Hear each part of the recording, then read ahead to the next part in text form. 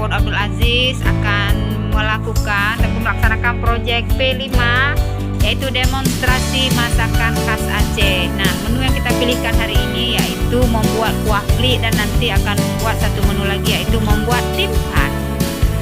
Nah, ibu-ibu, adapun anak-anak ibu, ada yang tahu putra bahan membuat kuah plik? Nah, ibu, anak yang gorengnya ada murno.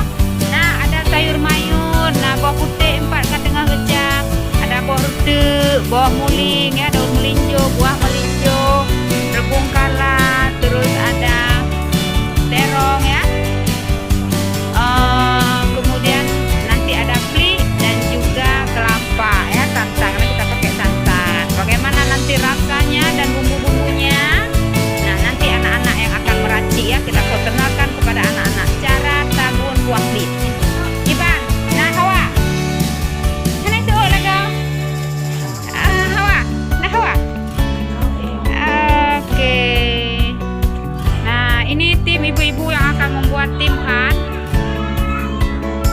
One. Mixer. Oke, gimana Bu Zawi? Panennya si Zawinya.